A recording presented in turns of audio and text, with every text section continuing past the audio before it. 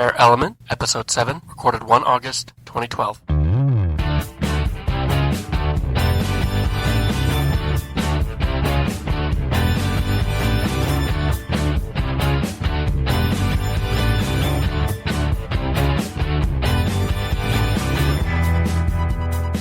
We're in, man. Here we are. 007. Hi. Welcome. Welcome back. Welcome, everyone. Who just said that? This is Tim. Oh, hi, Tim. Oh, wait, this is Vito. Hi, Vito. Hope I sound better this episode. You do. And this is Clay. Hi, Clay. And we have Wolfie. Howdy. And we have some guests tonight. And since you invited them, Vito, why don't you introduce them? Well, I would like to introduce Drew and Dave from the SF Moviebears. That's Dave and Drew. I'm sorry, Dave and Drew. Put that up. I was curious what my name was. This is Drew. Drew. And this is Dave. Dave, you started the SF Moviebears, correct? That's right. It started as me and my partner going to the movies every week, and we finally decided to invite some friends. There were 8 of us, and we went and saw Shaun of the Dead. Oh, I love that movie. I love which that was movie. amazing. And one of the guys actually at the table said, we should start a movie group, and do this every week. And so I immediately jumped online, and the sfmoviebears.com was born. And so October 26th, 26th. Okay, that was like 2005, right? 2005, yep, was our first official movie, and we had 12 people come, and it was Team America.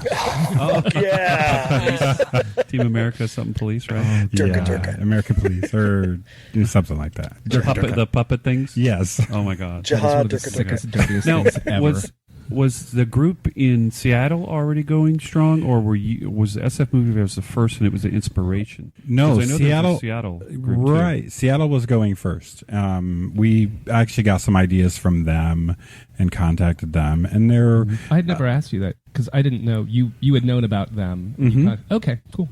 and I think Minneapolis actually had a group going, but they were very, very tiny. But then they kind of took our model and ran with it and really built themselves up. And I know in L.A. when I was involved in the club down there, we tried to do it and it just didn't happen. Do you think it would happen in Hollywood? San Francisco is really unique. It's great. We've been really successful, and one of the big reasons is the town is so concentrated and small. There's so many people who do stuff in downtown, so just organizing stuff there, it's easy, whereas I think in L.A., where everyone drives, it's more spread out. Oh, yeah. Getting people together is a lot harder.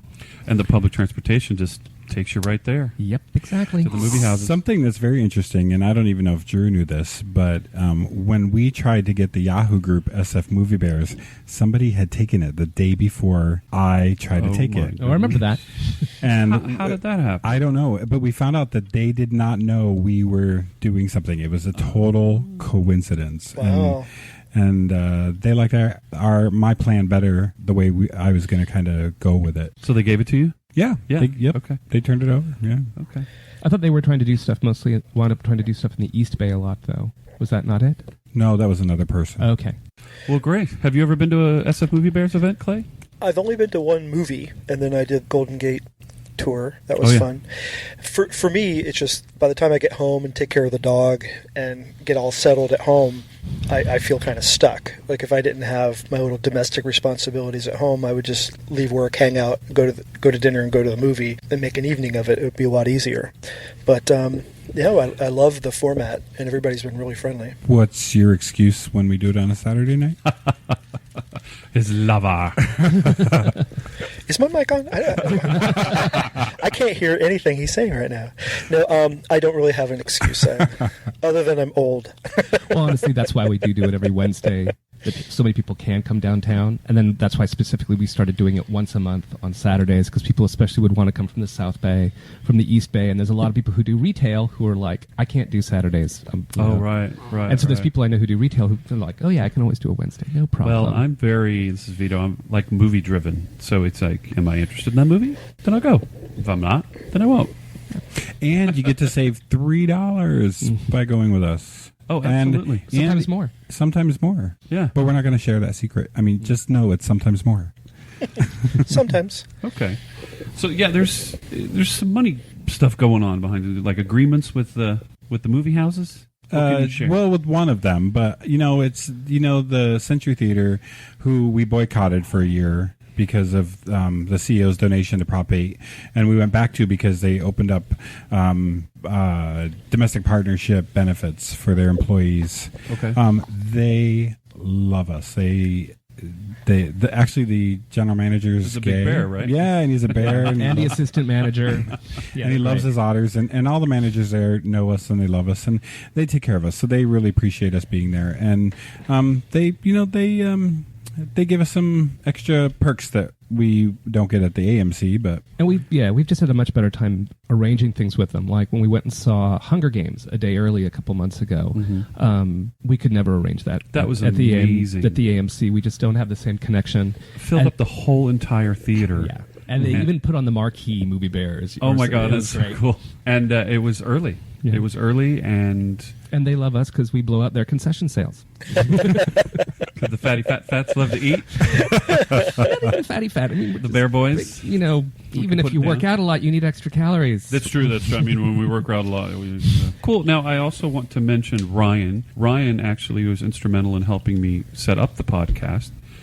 So, and he's part of your threesome, right? Yes, You've absolutely. got going? Yeah, it's been great the last year once the three of us started doing it together, because I think Dave and I were reaching a point of just the two of us doing it practically every week. A little burnt. It was getting a little burnt out, and then suddenly, like in the last year, both of us have started being like, I'm not going to be. I've got something else going on this week on Wednesday. I'm not making it. And with the three of us, it's suddenly much easier. And so, organizationally, for anybody doing anything, I'm like, don't get too many people having oh God, if there's a committee or a board, you're doomed. God, but yes. if you have 2 or 3 people, or 3 or 4 at most, it's really easy to make decisions, and it's really easy to take pressure off people too, and you get more ideas in. And I was thinking, who's this cute boy contacting us wanting to get involved? Okay. Yeah, it was fun the first couple months when we had him. Everyone was like, "Who's that?" Because everyone always knows we have a name. We have a list of names, emails, and phone numbers. Whoever's coming, they're like, "Can I get his number?" He's not shy at all. We went to Bear City 2, and to save his seat, he just took his T-shirt off in the Castro Theater, set it on the seat, and went back into the lobby with his shirt off. Been in a bar back at 440 recently, so like the whole weekend he's been taking his shirt off to get a few extra dollars. So I'm sure he's just used to it. It's like it was Dory Alley Sunday, so I was like, okay. Well, I don't think anybody minded. I just thought it was First time I saw him, he didn't have a shirt on. Really? Yeah. Wow. But he lives above you. Speaking of no shirts, I tried making Hunger Games a shirtless night because it was really, really hot in that theater, but I just couldn't get it. Well, I didn't take mine off, so I guess I'm guilty. I should have gone first. Like, come on, let's take our shirts off. That was funny. They were having an AC issue, and they were having somebody drive down from Sacramento to fix it. And we were telling everyone as they arrived, there's problems in the building, and we might have a shirtless showing. And people were like, yeah, all right. Right. Yeah. Well, it's huge. I mean, how big is your list, may I ask? Your it's email now list? over 1,600 people. Drew is the list master. He's communications. I handle updating the website and finance and such. And Ryan takes care of the calendar and social media. Like our Facebook stuff. So. Oh, okay. And I have to say that even though I've only participated in 2 events with you, I've been really impressed how organized you are, and it's so funny just to see all the bears queued up for the movie, and they're all just chit-chatting with each other, and you go into this huge theater, and it's really easy, and you have to spend a lot of time telling the other people, no, this isn't the line for you. Your line's over there. What's this line for? It's for the fat area. Yeah, it's the SF Moviebears. My favorite story of us queuing up was Sex in the City 2. And we had an advanced screening of that. Or no, it was just we sold a regular Wednesday night. Regular Wednesday night. It wasn't a full screen. And there must have been at least a couple hundred of us, right?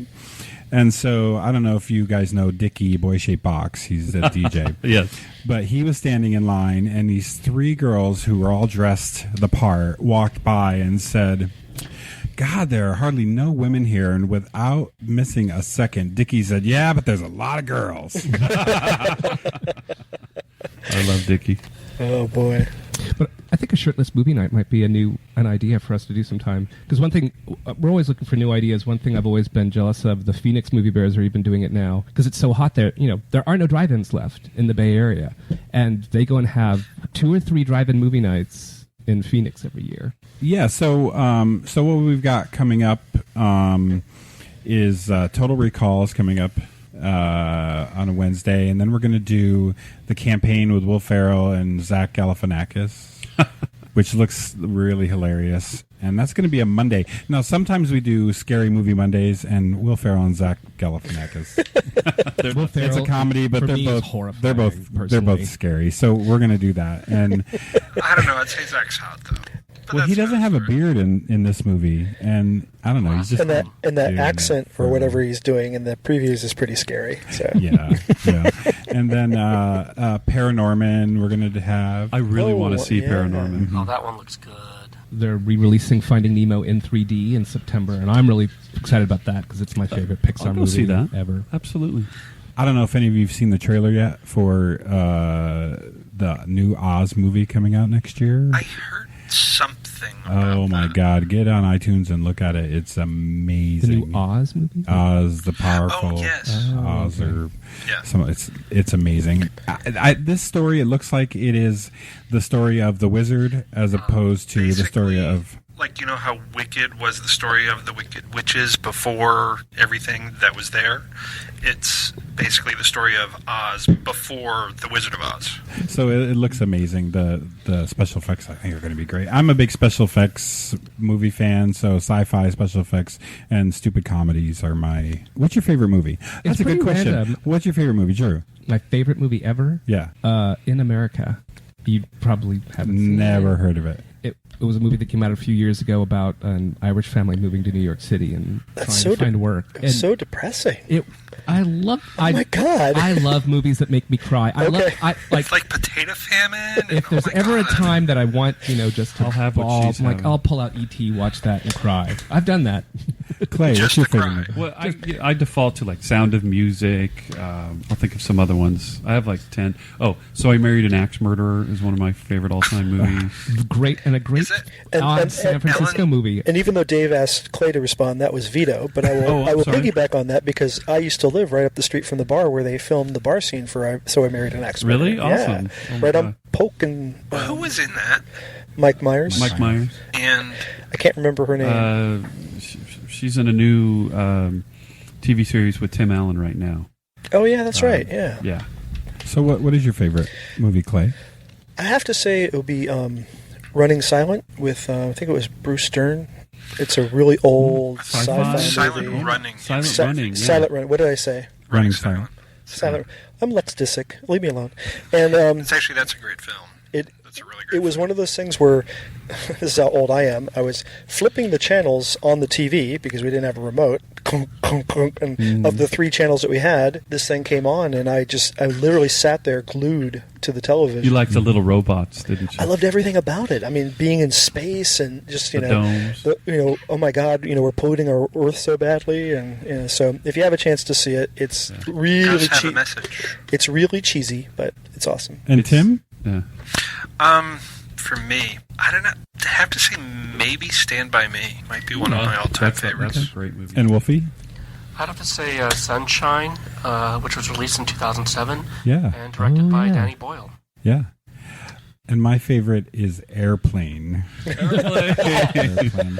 Johnny's. Surely you don't mean that. Every one of Johnny's lines. Don't call me Shirley. are my favorite. I can make a There's, hat. I can make a brooch. there's a movie theater down in San Jose. I can't remember the name of the theater, but they do old classic movies, and they actually just over the weekend had a quote along with Airplane. Oh my God, wow. I would have loved that. Moviebears ever done sing-alongs? Well, we promote them. Sound of Music and Dreamgirls, Grease. I saw the sing-along Sound of Music in London, and they were selling little paraphernalia. So you had a piece of curtains, and you had poppers for the champagne, wow. and all this Yeah. kind of stuff. It was hysterical. They give it away at the Castro Theater as part of your admission when they do it at the Castro. No, in London, you had to buy it. So one last thing I have with sing-alongs. I wanted to see Hairspray. Ended up being out of town, but I tried. I actually have Nikki Blonsky's mother's phone number from Hairspray and Nikki's email address. I tried to get her to come, and do an appearance, but she wanted way too much money and first class and all that, and for her and her mother, so I had to decline. Yeah. Ouch. Wow. So did I also see? I saw Nightmare Before Christmas in Disneyland at a private party. Ooh, that was awesome. And that was a sing-along? And that was a sing-along. And it was also a tchotchke. You know, we had like the mayor's head on a stick, and you would rotate it. It's really great that you're doing hand gestures to explain what you're talking about. Yeah. On a radio show. Okay. Vito is making lots of limp-wristed gestures to show how the puppets were moved. Faggot. Oh, sorry. And the Tourette's is back. Okay. Since we have our guests here for the full hour, we let them pick our next topic. And the question came up, what is post-bear? Well, I've seen, Vito, I've seen some profiles on the web with someone with the two words post-bear in it. And I've heard it occasionally. I don't know a lot about it, but I think basically what they mean is that the bear movement is kind of run its course, and they're just a guy. Actually, several years ago, I heard from a friend, somebody else online, who started a website, and he called it Exorcist, like exorcist, to say that he was no longer bear or anti-bear, and that he was over the bear movement as well. So I do hear people complain about it. But I mean, the question caught me because asking what is post-bear still makes me laugh, because someone just last week turned to me in a setting I know that was not bear-related, and he looked at me, he's like, oh, I wouldn't think of you as a bear. You're too thin. You'd need to be bigger. And I was like having to explain, that's really not what it's supposed to mean exclusively. So I don't like labels. Yes, then that's me. So no, labels are useful, but so if I go to this Exorcist website, can I get into an ex-bear therapy group, like an ex-gay? Yeah, therapy? and it won't work either. I'll learn to shave. It's growing back. It's growing back every day, and I don't know what to do. It's getting thicker. Oh, shit.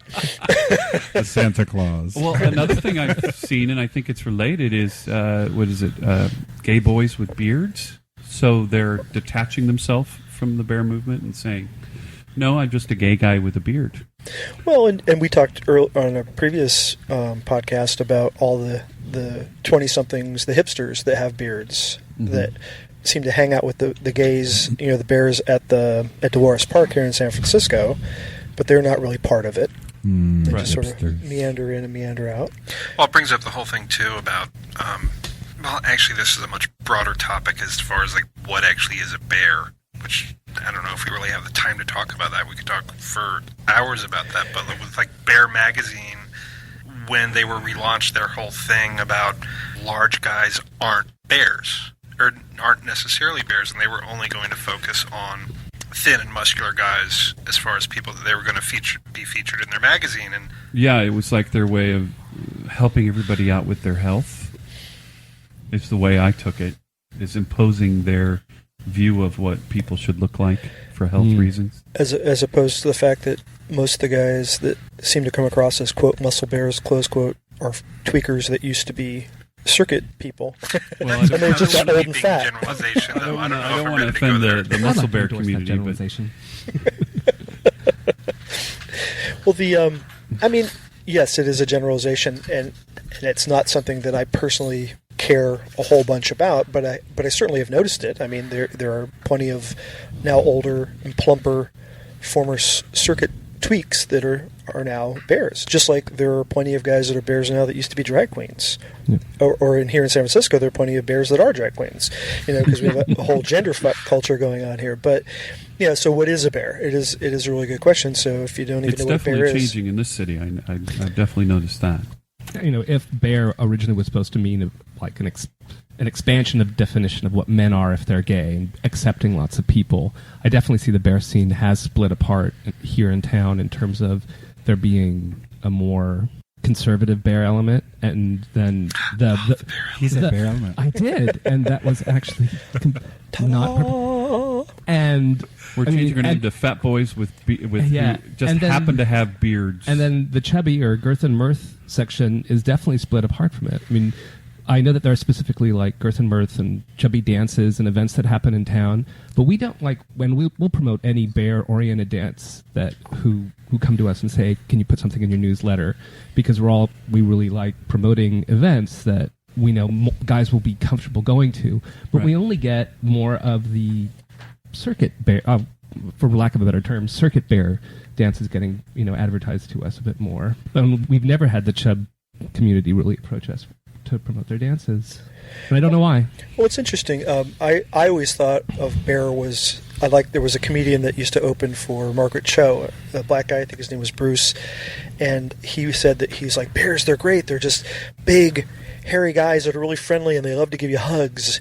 And to me, that's what being a bear was. And I was never involved in any of the organizations or communities or whatever. And so learning about all this strife and possible drama and trauma from everything changing and going off can you be a bear and be fat? Can you be a bear and be muscly? Can you be a bear and be black? Can you be a bear and I don't have chest hair? How could I be a bear? You are. Okay. Oh, I was just saying. Yeah. You're doing a podcast. If that isn't bear, good Lord. I have wait.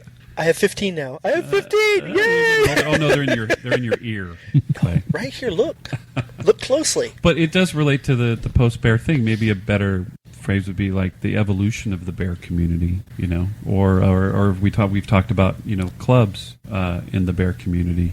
I don't know where it's going to be in 5 years. It's interesting to watch.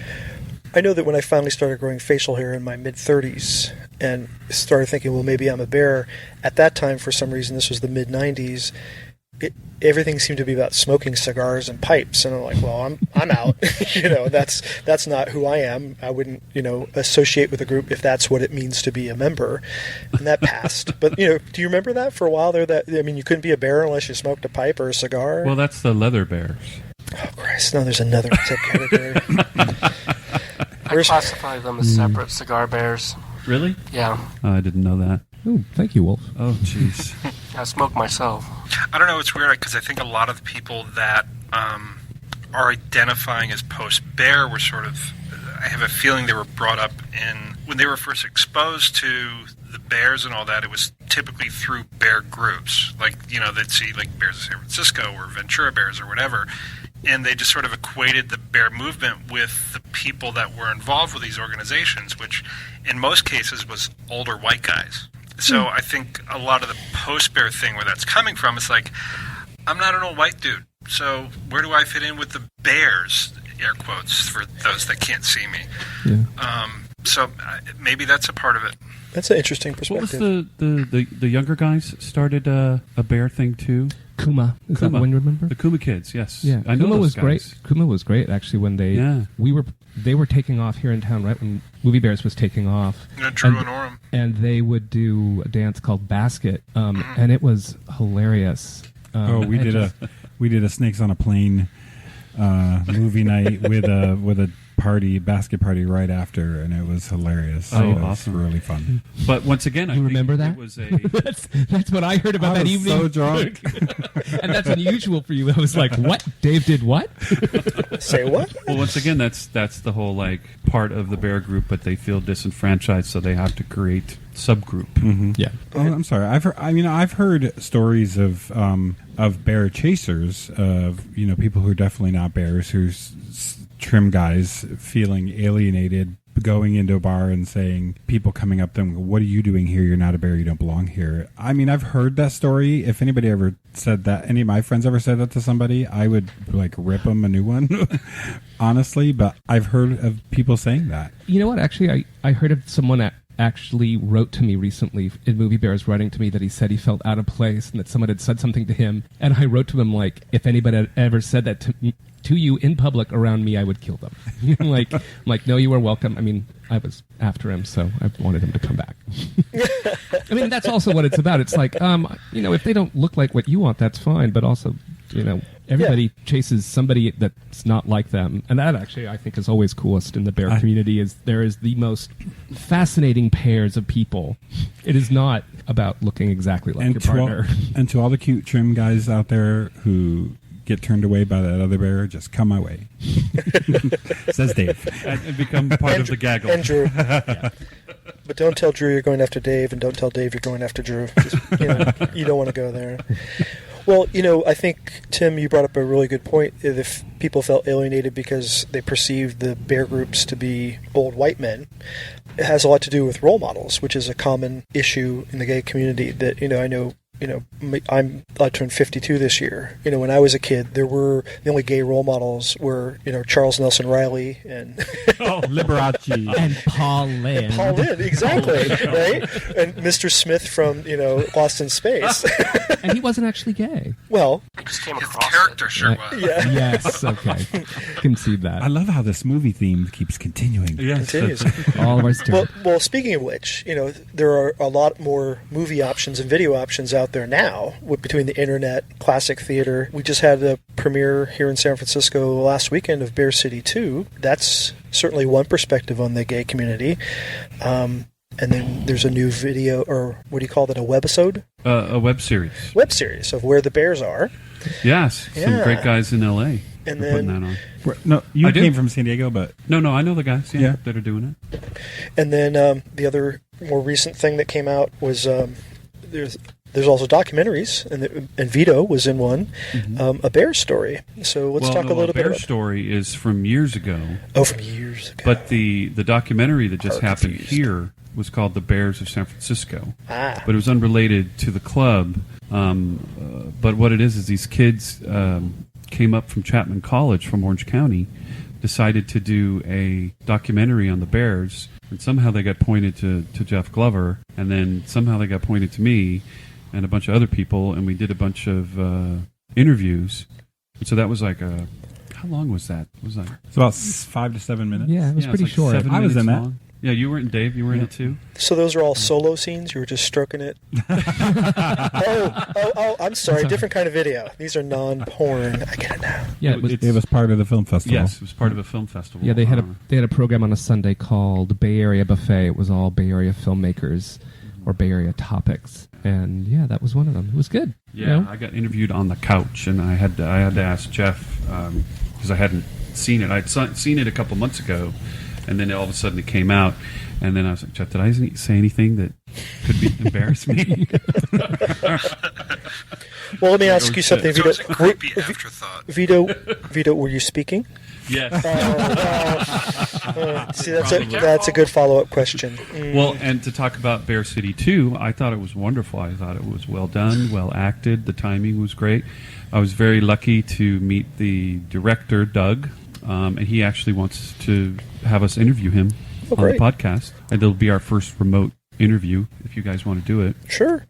I feel like I'm negligent in my bear film viewing because I haven't seen any of these except for the little 4-minute where the bears are. I just saw that today at your suggestion. Thank you. And I've had my hopes up so high in the past for gay movies and bear movies, like A Bear Cub, the Spanish film. I really thought, okay, this is going to be it. This is going to be a great movie, and it just I like that. I did like it, but it just And seemed the sex scene at the beginning of the DVD was real hot. well, yeah. Here or there. But from there on in, it seemed a little too formulaic to me, maybe a little bit too trite in some areas. It just Yeah. didn't feel as real as it was portrayed to be. I was like, psh, meh. Yeah, I didn't can't believe I haven't shown you A Bear Story. A Bear Story was, in my book, was the first non-porn bear film.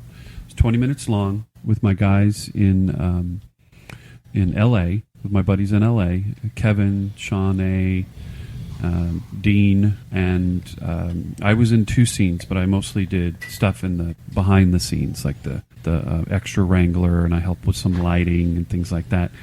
It was produced by Kevin, and there's a Cher song in it, and I guess that's the hiccup.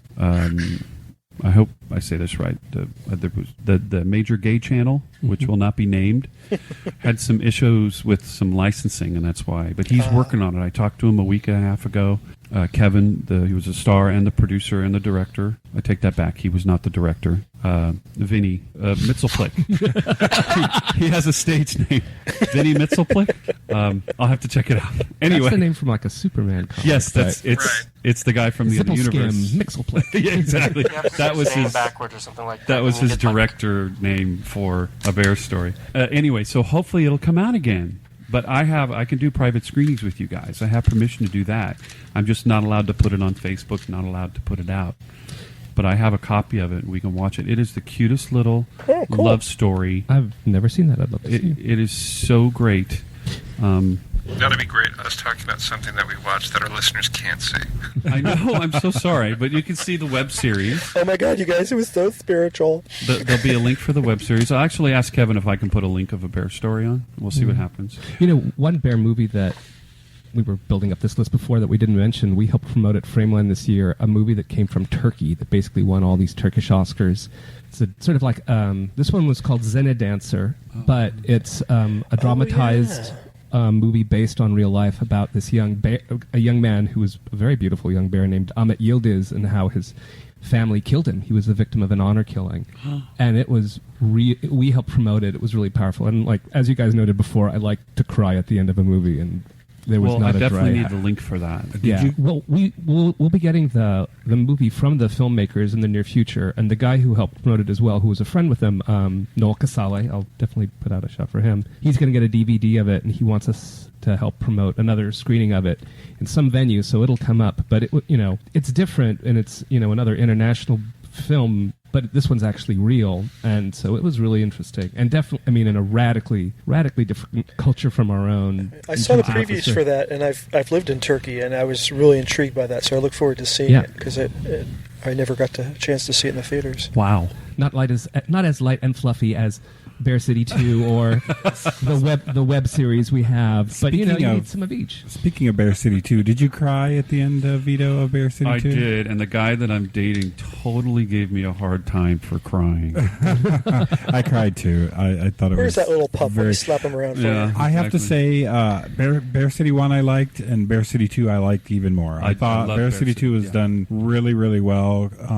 You really have, like I said, you really have a lot of hope for a gay produced film to really come across great. And I thought this one was really, really fun. And Kathy Najimy was amazing, and her interacting with her on-screen son was just amazing. He's a comedian from the gay sketch show. Yeah. And it was really fun, hysterical, really hysterical. Yeah. He's another Italian, isn't he? Isn't his last name Guarino? I don't know. Okay, I don't know. But I thought the acting was done well. I thought the directing was well. The cinematography. But the scene with Kevin Smith, I know we can talk to Doug about this. I'm sure he wanted to keep it in, but obviously the sound was a little weird. But. Yeah. But it's fun to see the cameo there. Yeah, it was fun. Yeah. But we'll ask Doug about that. Well, cool. Well, there's hope for gay bear cinema going forward. Absolutely. And the bear story is kind of timeless, so it'll work. Actually, the Bear City folks said they're kind of trying to work on a TV series. Oh, yes. of some kind. That's yeah. right. Wow. At the Q&A. Mm-hmm. Can't wait. Something just taking the storyline from the Bear City movies, or something completely new themed with bears? He didn't elaborate, and I didn't ask, but because I asked, was there going to be a Bear City 3, and that's when they had talked about that. What I really did like is that the twink in the movie is actually a bear chaser in real life. Really? So Jay, I ran it. Yeah. Jay, yeah. On Sunday night, I was leaving a dance down near Dory called Play, and I was heading to the BART station, and Kelly this is the guy who we said is a bear and likes young guys, and is the manager at the Century, came out of the BART station with Jay. Yeah. And he was taking him, and I'm like, you guys should go. It's 9:30. It's the height of smelliness. All right, so let's take a break.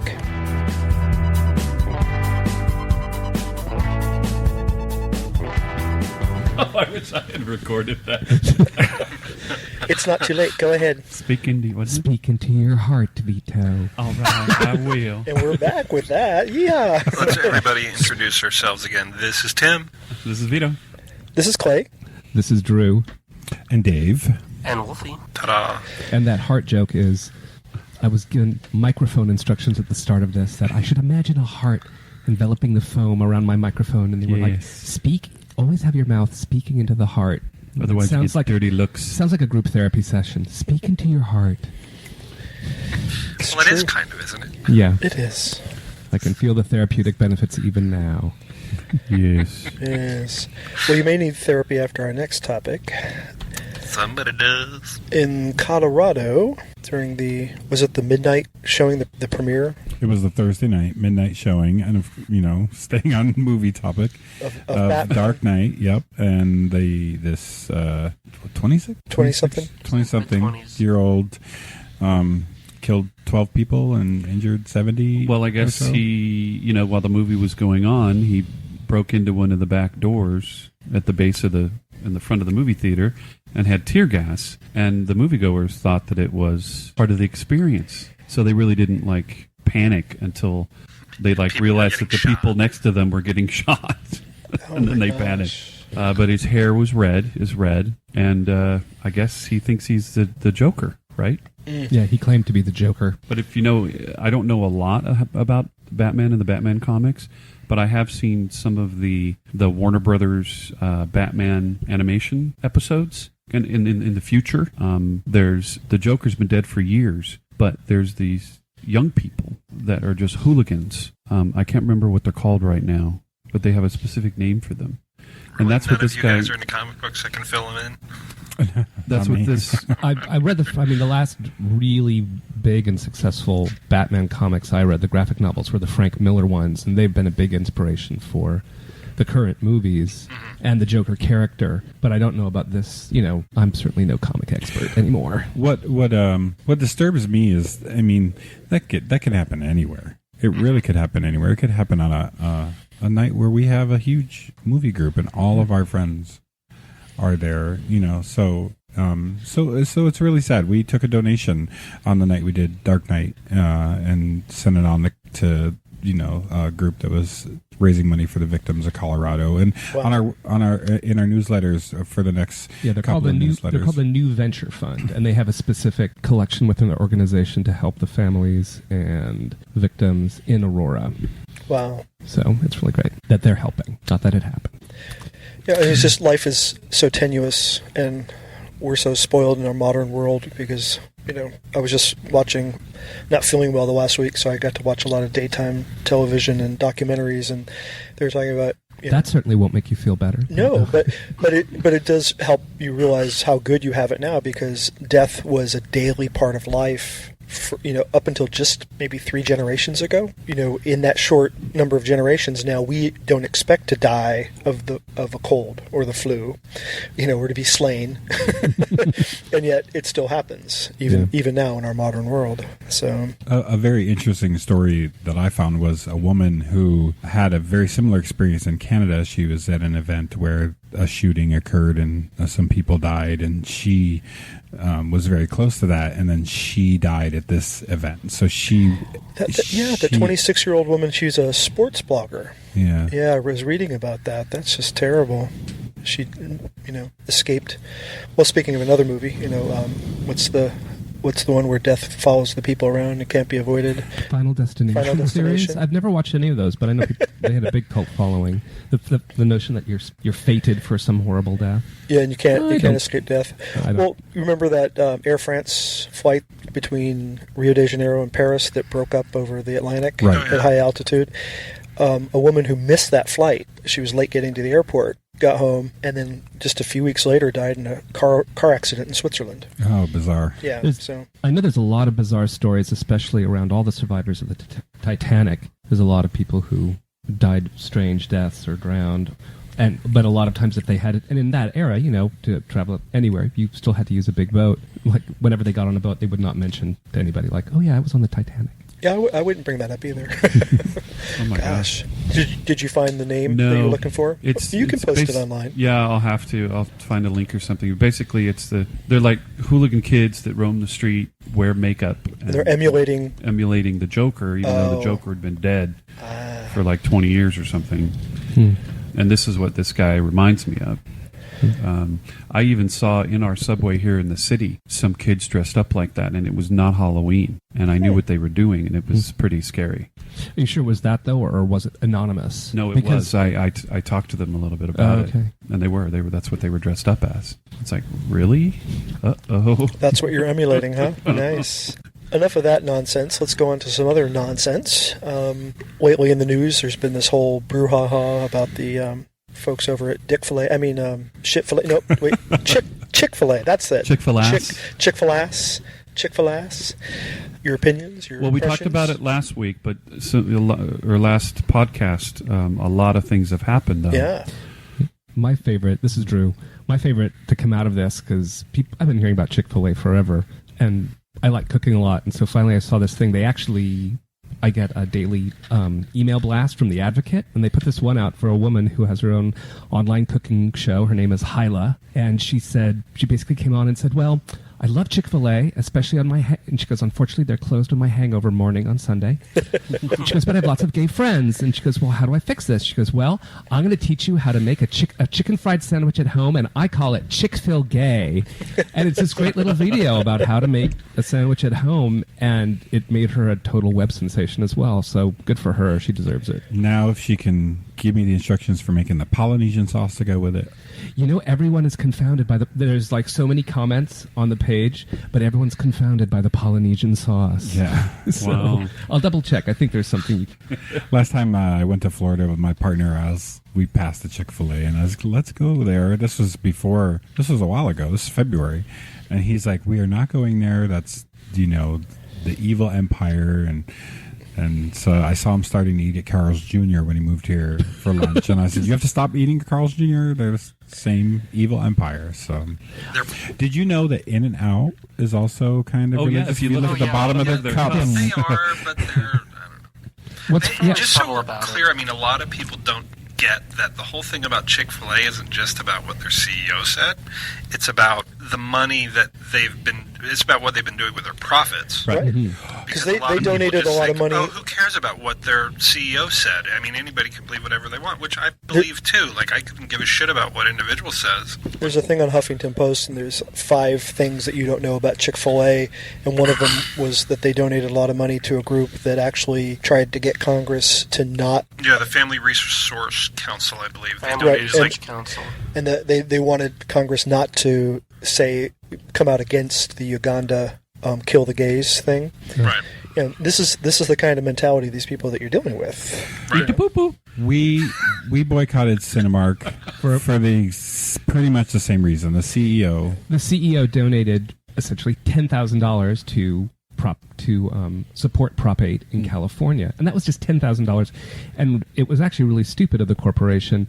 Most times, major corporations, they have a no harm clause. Like, they know their CEOs and their big execs are a reflection of their company, and they have them sign a contract and say, you can't do anything that's going to reflect badly on us. And they didn't have him do it, and they were in a terrible bind. Like, they got so much feedback, and we stopped going to see them, and a lot of people did, because their CEO individually donated $10,000. I mean, this company, of their own profits, the company is donating millions of dollars. I mean, that's 100. I mean, for Chick-fil-A, you mean? For Chick-fil-A, Yeah, this is like 100. over $5 million they've donated to anti-gay groups. Yeah. And I don't know that I've heard they're specifically tied to causes in Uganda, which is just just abominable. The Family Resource Council, which they're the ones that $25,000 into lobbying Congress, like as Clay was saying, just to not come out against the kill the gays. Yeah, it's crazy. Well, Gold's Gym also got into trouble when the CEO donated to Karl Rove's American Crossroads Group, so much so that 2 or 3 of the local Gold's Gym franchises in the San Francisco area are pulling out. I believe that kicks in September, yes. Yep. yeah. Yep. When their contract is up, they're out. Wow. Yeah. Hey, Dave, you knew about one Chick-fil-A franchise that's breaking with the company as well, right? Yeah, I saw that in the news today. It was a New Hampshire franchise. The general manager is breaking with it and actually donating to LGBT causes and such.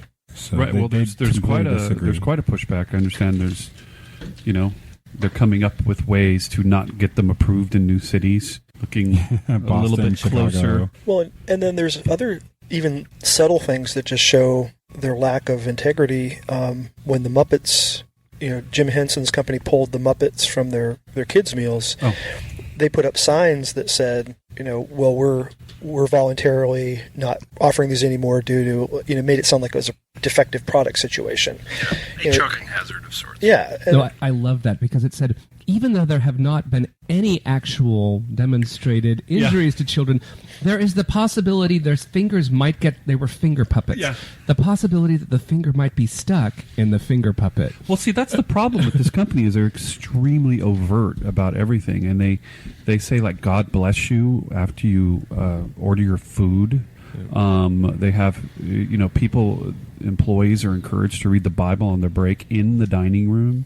I've never seen or heard any of that in the number of times I've been. But there's also today on Huffington Post there was a story about a bunch of employees who work there who are either gay or supportive of gays. That basically they're looking for other jobs.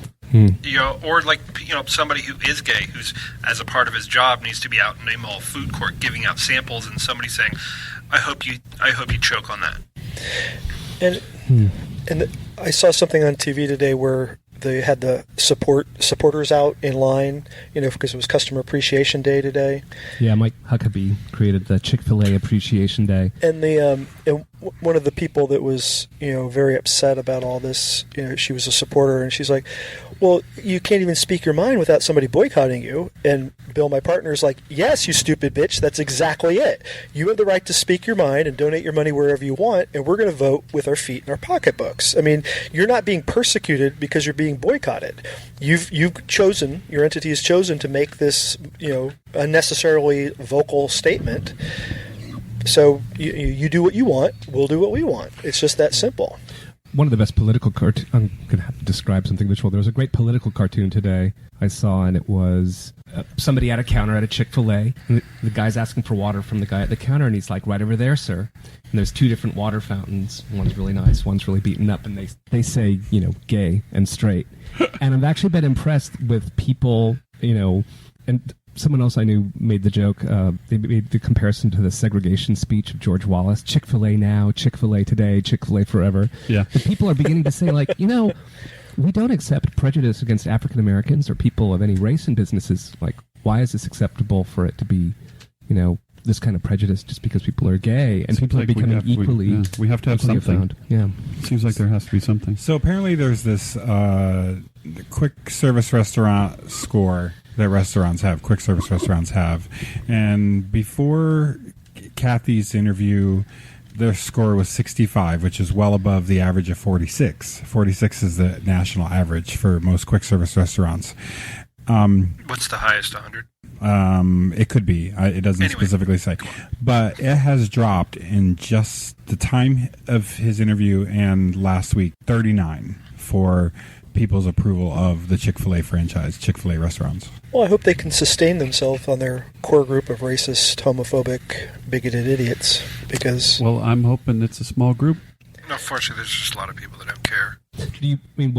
What do people think? I don't think that this one day appreciation fest is going to really fix anything, that it's going to bring them in so many people supporting them that it's going to affect the amount of people boycotting them. I mean, but we've made a lot of inroads. Sales for one day, and then there's people but there were no sales because they were giving the sandwiches away. Is that right? Yeah, it was Customer Appreciation Day. They were getting the sandwiches for free. Really? Oh, I didn't know that. Yeah. They just sort of... Well, of course everybody's going to go. I stand in line. I support them for free food. Well, I'm afraid that it might... I don't want to jinx anything, but... we've made a lot of inroads lately, and it wouldn't surprise me if there's a little bit of a backlash. And sometimes you have to go backwards again to move forward again. Backwards how? I mean, do you have a specific idea of what that like looks this, like? Not backwards, or just backlash. It may be, But a little screaming. But I agree with Drew that the more people that see that this is exactly the same thing with the racial segregation issues from 40 years ago. I mean, in a previous podcast, we talked about that Facebook picture that showed the people protesting interracial marriages 40 years ago and the people protesting gay marriages now, and the caption was, "Just think how stupid you're going to look in 40 years." and right. Well, I believe that, and you believe that, but there's this other component, this other God and sin component. Well, I guess there was for the black and white marriages too. Well, Vito, there are people that are still anti-Semitic, and there are people that still dislike people of color. I mean, it's never going to be perfect. But Right. I think we're moving forward. But you're right, the pendulum does swing. Yeah. It's not always And forward I momentum. think Sometimes it's gonna back, be, and what are you going to do? No, I don't see it as a pendulum. I see it more as like a Geiger counter, and then you're going to have some feedback. Are you saying the gays are radioactive, Vito? Yes. Okay. Put me down for that. Well, let's I table, wondered what was wrong with all that glitter. that topic for another time. We are running a little bit over, like we did last time. So let's get to our final topic, which is pretty topical these days: the Olympics. Bulges. Olympics or porn? You decide. The wrestler. What's the? Do you guys know the name of the wrestler? His picture's been going around. The Swedish one. I think so. He's a the one beard. that all the bears are posting on Yeah, the one that all the bears are. Was the American shot putter? Was it Catwell? Is his name? I haven't seen that one. The one thing he does that's too bad, he's constantly draping an American flag over himself. Oh, he's huge. But his beard has gotten huge. I was trying to explain to someone today, shot putters so that they have more mass in their body, which puts more energy into the shot put they're throwing. They're really they're really fit, but they keep a lot of fat on as well. And so this guy, we were talking before about the bear, bear stereotypes. Yeah, he's the bear type. What's his name? I think it's Catwell. I'll put a link on the. There's also a real furry swimmer that has a beard. Young guy. Oh, I saw him the other day. He's really cute. Yeah. Really tall, thin, blonde. Dave. Country is he from? U.S. US. Yeah. He had to shave it all off, but it'll grow back. Yeah, but there are pictures of him online with it all on there. It's like, woohoo. Well, the wrestling singlets. You see the balls and just a little wee. And the fun NBC images of the which look like nudist swimmers, but they're really not. Where they've covered up their bathing suits just by chance. The stats and information about the swimmers cover up their tallywhackers, cover up their swimsuits, and it looks like they're not wearing anything just because it looks like more it's accidental censorship is how people are billing it. And there's a couple shots where they're like, touching each other. The divers are touching each other like as they're getting out of the shower or whatever. And so, it really looks like it could be an edited porn scene. I'd watch diver porn. They're so limber. All right. Was there anything non-porn related about the Olympics anybody wants to share? No. Crickets. I actually had a great time watching the opening ceremonies last Friday because a friend of mine, Wilson, he went to college for a year in Scotland, and a lesbian couple were here in San Francisco to run the San Francisco Marathon. But we sat and watched the opening ceremony with them, which was just kind of ridiculous. And two Scottish women watching this ridiculous thing set up that's very pro-English. Oh, yeah. They were just swearing, but then also informing us of all these interesting historical aspects of the people going across, who they were supposed to represent. They were saying, "Oh, well, that's the great, ship. Those are the Chelsea boys." And we're going, "What? Who? What's going on?" And they're like, "Oh, these." You mean all English this are all means something? tosses. It was so much fun. So they didn't feel that they had enough representation, that it was mostly all the UK? I mean, the English, and not... The Scots always feel. Well, it is the English, the London Olympics, not the Edinburgh Olympics, true. Oh, it wasn't the UK Olympics? No, it's London. a city. It's a host city. Yeah. Ah, okay. And it's always referred to as whichever city is hosting the it. city You don't think that of the China Olympics. You say Beijing Olympics, Barcelona. Yes, but it's about the country that it's in. Yes, and it's very English leaning. It was very English. I got it. Okay. That would be like saying that the Salt Lake City Olympics were the American Olympics, and that was pretty not. It wasn't all that Yankee Doodle. That was pretty Mormon. The Mormon tighty-whitey. Olympics. Although I will say the opening ceremonies were directed by Danny Boyle, Yes, it was. who is Scottish. So For I Salt didn't know Lake he was City? Scottish. Okay, I knew he was Or we're talking about London? member of the UK, but I didn't know he was Scottish. yeah, he did Train Spotting. That's really what first put him on the map. So. Slumdog Millionaire, he's also well Oh, known yeah. for. So he Well, it's he about the directed which country, I know opening? it is. He directed the opening ceremonies of For London for the London, Olympic okay, Games. okay. Is the very famous film Train director. spotting. Yes, If I can Tim? digress a little bit back to the Salt Lake City Olympics, did anybody see the commemorative pins for that have Mitt Romney's face on them? Ew. He was president of the Olympic Committee And they made a the pin of committee his there. face? I've seen online at least 2 different pins that have his face on them. Ew. What the If you hell don't is think that about? that the Mormons have not been grooming him for this presidential race, don't know what's really They going must on. not be, because he's a moron. Well, they really haven't done a very good job this past week with him being in Europe. What a mess. Talk about a train wreck. You guys all heard about the criticism he made of the London Olympics not being well organized. Right. And the mayor said, "Oh yes, well, you try putting on the Olympics in a major city instead of the middle of nowhere." And he basically said, "Oh yeah, Salt Lake City in Utah is basically empty, and there's nothing." It was such. I mean, that's I know, such it was a awesome. great I saw insult. that. It was Right. awesome. The middle of nowhere. All right. Well, All let's. Well, we're getting to the point where we should start wrapping up. So let's start doing our back scratches, and I'll take the lead this time. I have a big back scratch from my partner Bill, who just got home from taking care of his dad, who had a pacemaker put in over the weekend. Oh, wow. So yeah, that was pretty intense, and it was something where his regular doctor and urgent care, they're like, "Oh, well, it's no big deal," but it just didn't sit right with him, and I told him, "Trust your instincts." He's like, "I'm going to go," and he went, and sure enough, as soon as they got him in the emergency room, he was admitted immediately and scheduled for surgery right away. So his dad clearly needed a pacemaker, and he's doing much better. So Would it be too much to ask how old is? I know Bill's dad is quite up there. I want to say he's either 85 or 87. Yeah, I know he had Bill when Yeah, he Bill- was somewhat older. Bill's middle name is Oops. His parents were in their 40s. They had a surprise. Change of life, baby. Little Bill, yeah. So Oh my big back God. scratch to Billy and his family, because that's some pretty intense stuff. So, and let's go counterclockwise around the room. I would like to do back scratch to my buddy Chris B. His hubby Michael E. is a listener, and I saw him at Dory Alley. He wanted to know exactly where we recorded the podcast. So if you're in the Castro, I know we talked this before, but exactly where we're at is if you're in the Castro, we're right in the middle. We're on the corner of Castro and 18th. Castro and 18th. We are above the Sunglass Hut, Mm-hmm. next to Bank of America. Ta-da! That's where we are exactly. Alrighty. The And then illustrious studio. yes, the illustrious Gorgeous. studio. Gorgeous. And then also, it was great meeting Doug from Bear City. I want to back scratch him, and looking forward to our interview with him. Yay. The SF Moviebears for being here tonight. More back Very scratch. Thank you so much. Nice back scratch. Give a real back scratch. You back scratch us a lot. Back scratch over here. Real back scratch. It's good this chair is not comfortable. Touch. I want to see you two touch. Ew. Two girlfriends touching. Okay. Yeah. Go ahead, Tim. Timmy. So you done? And eat the mic. Timmy. Good.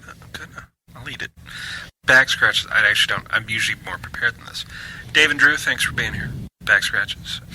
I'd like to back scratch my partner who picked up a new bicycle for me. So training for the Alright. AIDS ride is going to be a whole lot easier now than the single speed that I've been on. Which I've been having fun with. But anyway. Also, back scratches to everybody that helped out with the Bears of San Francisco beer booth at Dory Alley this past weekend. It was huge. Looked like a lot of work. It was a lot of work. We were neck and neck all day with the Fog rugby team and their beer booth, so I don't know how things shaped up, but I think it was within a couple $100, if Oh, that, wow. for the day, and we were slammed. So it was great. Had a good time with it. Dave. Well, I want to back scratch my partner, fiance Jason, and my other boyfriend Travis. A little triad going on. Wait, what? If There's a topic for you to one's discuss in just other not shows. enough. There's a Chick-Fil-A franchise in flames as we speak. And I also want to back scratch Drew and Ryan, who have been wonderful, because I can say I am not coming, I'm going to do something else that night, and they are there to pick up the slack and continue to make Movie Bears happen every week. And I really love both of them for that. So Oh, great. And last but not least, And you get to me, and I'm crying at the end, like I said I would. it's not a movie. Go on, girl. I'll put up back scratches to Dave and Ryan as well, even though I've mentioned them a bunch in this show, and a couple other people, definitely Kelly and Nick at the Century. I mean, really, there's a lot of people who've made SF Movie Bears happen. But this particular week, I'm going to give a big back scratch out to Josh Grinnell, who is also known as Peaches Christ, who just put on an amazing show that we went and saw a group. We led a group to go see at the Castro Theater, and he has 2 other events he's doing this month. I know of Showgirls, and also there's a show called Church at the Public Works. I think he's doing with Matt Mikesel from Barracuda. I'll give a big back scratch to him. because he's helped us a lot, and we've done stuff for him. Mm-hmm. But that would be and one last back scratch is P. Tyrone Smith for getting us tickets to give away for the Play Tea Dance. Thank you, P. Tyrone Smith. Awesome. Well, I think that's a wrap. Okay. Don't you? Yeah. Yeah? Yeah. All right. Yeah. We sound like we're in Minnesota. It's like the little dog. You see the dog video? We go, yeah. Snacks? Yeah, and I got some meat, and I wrapped it around an egg, and I gave it to the cat. Oh, no! Oh, you did. Oh, you know exactly what I'm talking about. Yeah? Yeah? Oh, no, yeah? Oh, okay. Yeah, Scarlett could do that. All right, well, we'll see you next Tuesday. Visit us at bearelement.com.